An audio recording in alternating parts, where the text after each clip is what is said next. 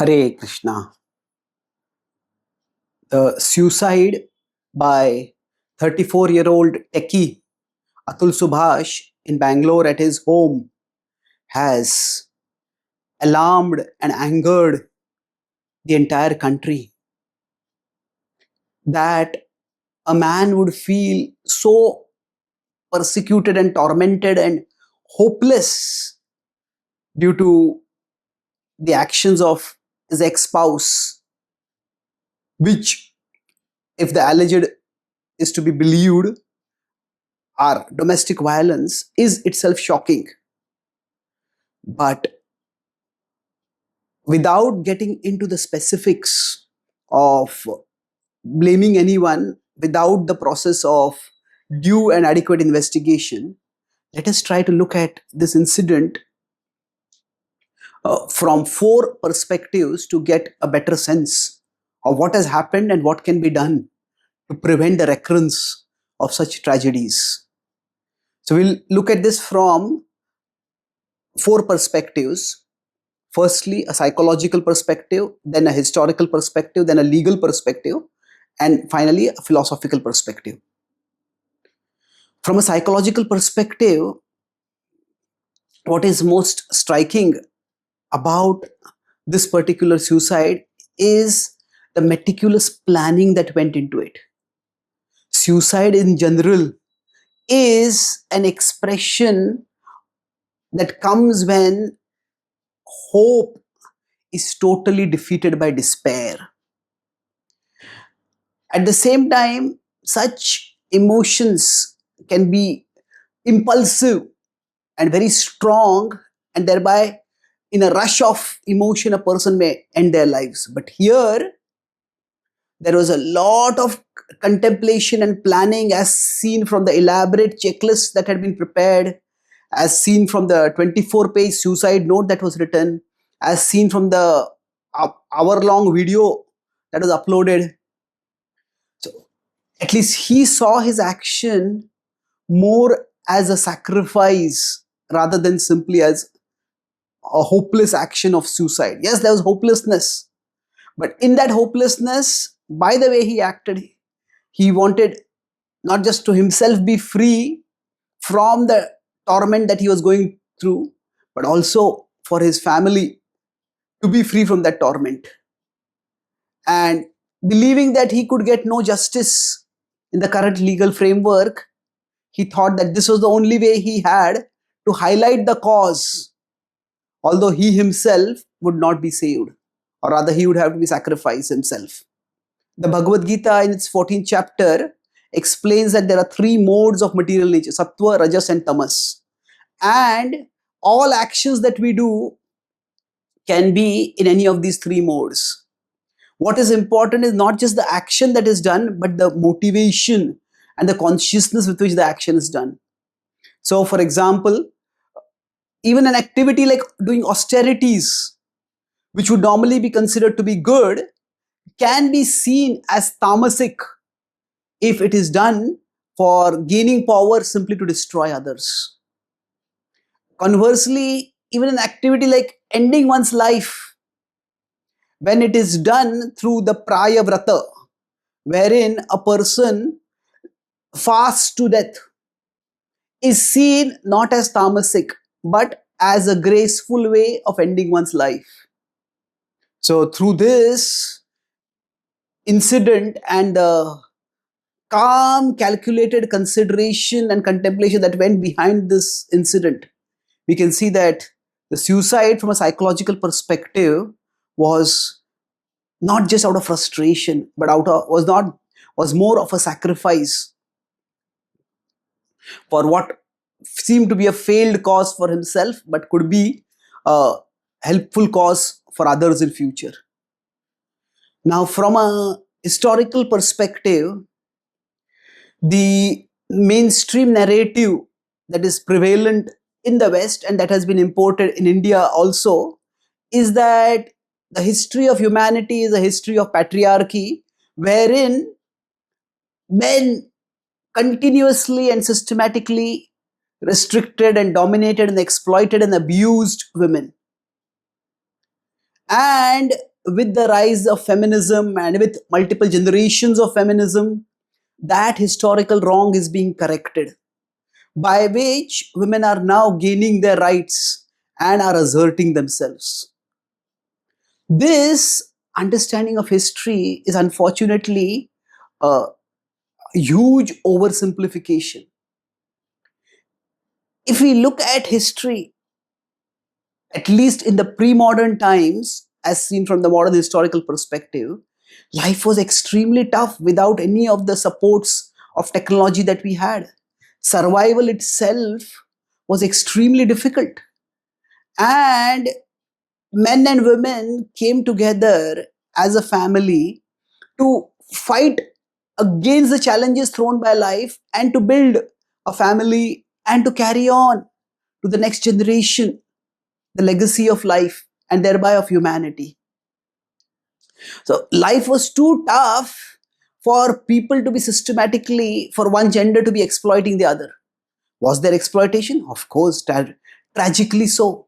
But the exploitation was by the few people who had power against the many people who didn't have power.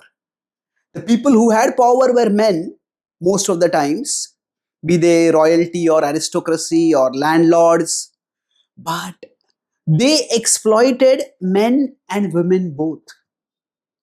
Now, if we just look a few hundred years before, the kind of conditions in which the farmers toiled, or the kind of conditions in which mine workers worked, or factory workers worked, in many of these places, it was men who were exploited by other men. This is not in any way to say that domestic violence was not a problem. The point is, the simplistic narrative that men were exploiting women throughout history is an oversimplification to the point of distortion. Moreover, it was not that men had autonomy and women did not have autonomy in the past.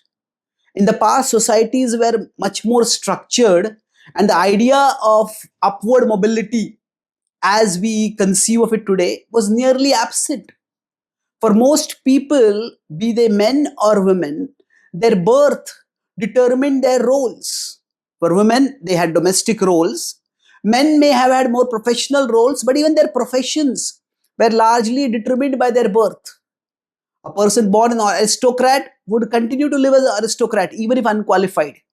And a person born as a peasant would have to live as a peasant, even if that person had abilities to do something different or better. So it was, even men did not have autonomy in the past. Most marriages were arranged, and even men had to accept whoever they were married to as a part of practical necessity or political alliances or whatever else.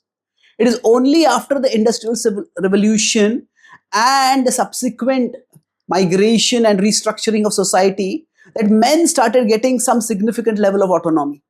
And within 2 or 3 centuries, women have also started getting autonomy. So the point here is that historically speaking, life has been tough for everyone. But the idea that women have been always exploited by men is a historical wrong.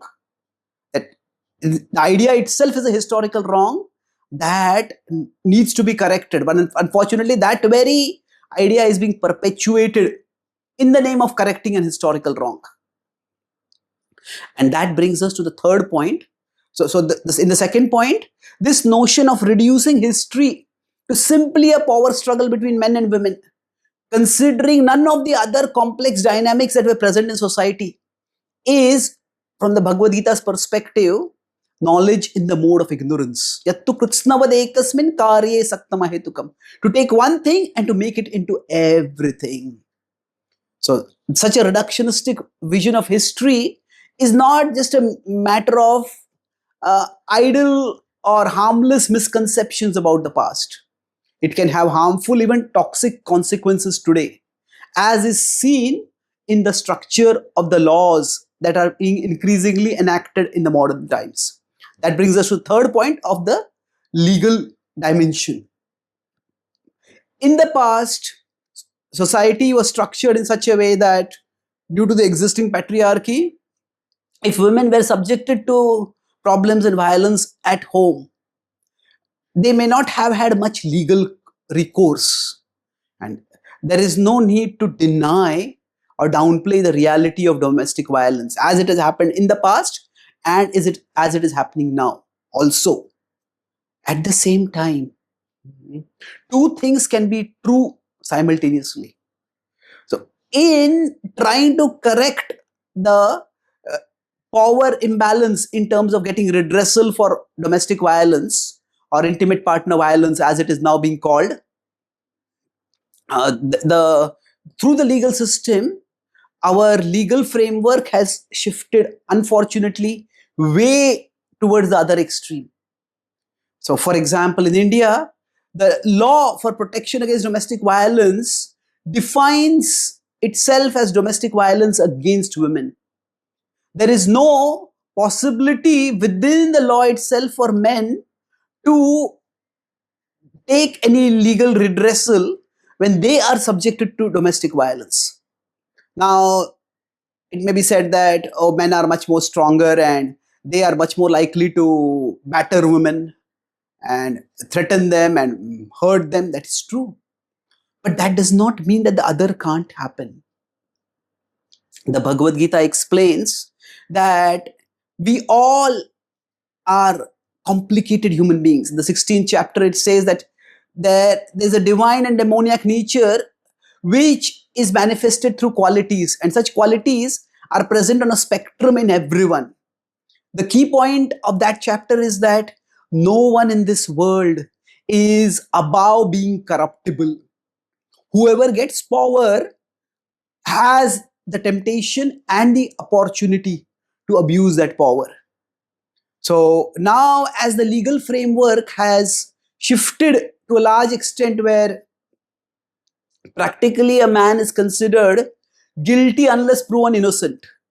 Legally, the presumption of innocence is still there, but practically, just the accusation can have serious, sometimes devastating consequences for the man. And because of this, there are people, independent of their gender, be they men or women, who have an exploitative, manipulative, and abusive nature. And they will cynically grab whatever means they have for gaining power to harm others. So therefore, the law needs to be balanced. Now, unfortunately, the same patriarchy, which in the past is said to have inhibited women or subjected them to domestic violence, it also makes it difficult for me. That same patriarchy makes it difficult for men to come forward to admit domestic violence. Because men are considered to be tough, they will be seen as wimpish and pathetically weak if they admit to violence.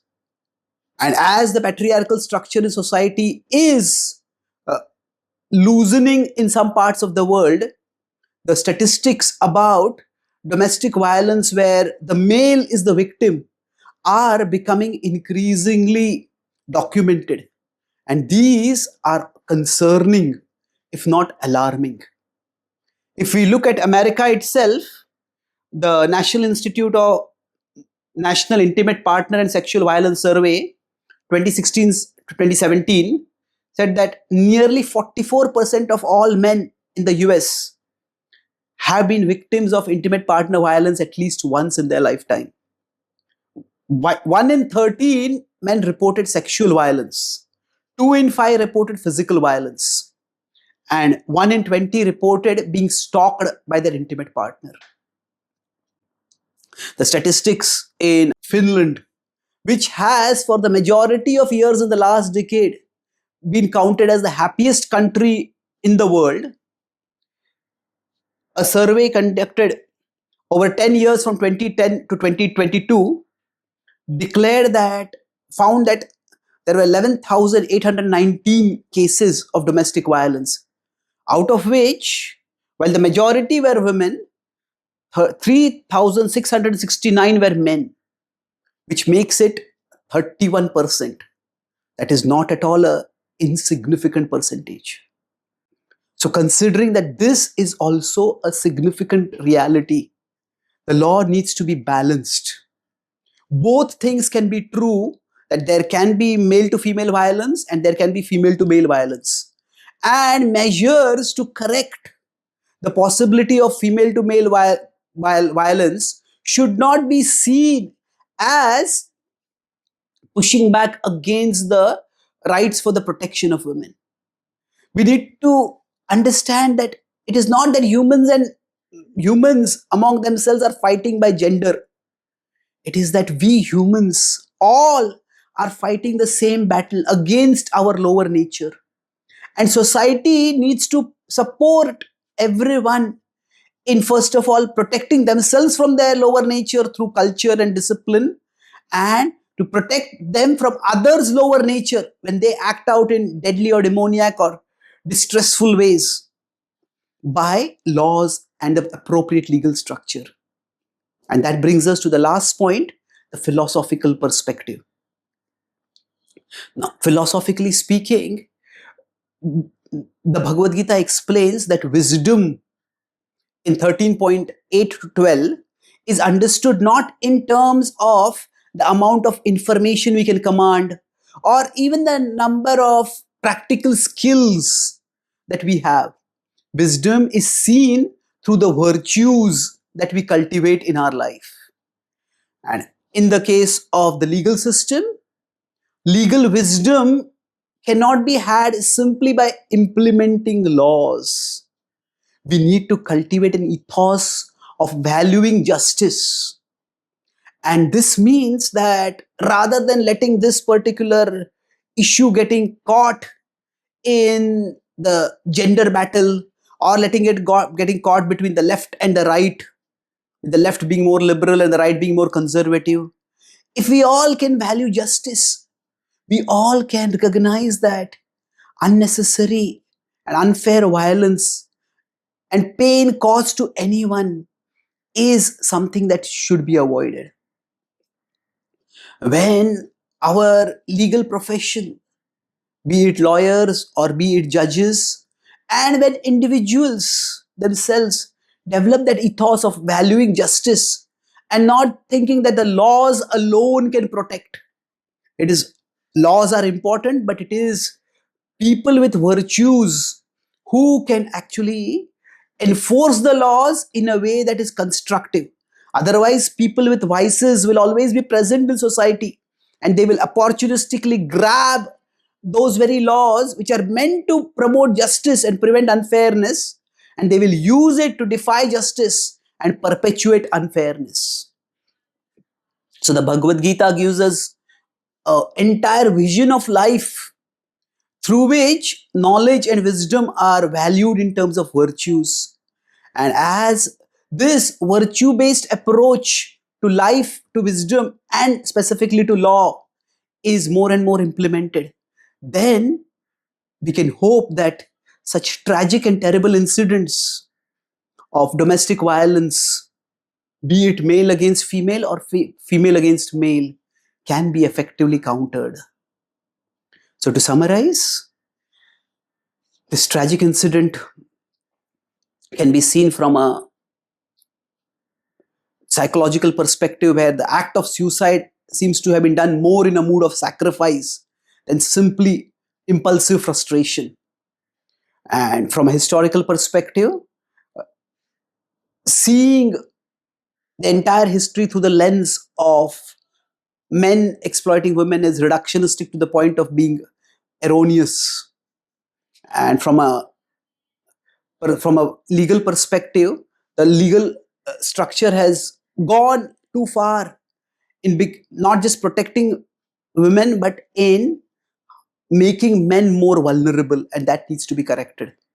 And from a philosophical perspective, such correction will come not simply by making a different set of laws, but also by infusing an understanding that wisdom is about virtues and law can be protected not just by passing laws, but by creating an ethos of justice so that the exploitative can be stopped, whatever be their gender. Thank you. Hare Krishna.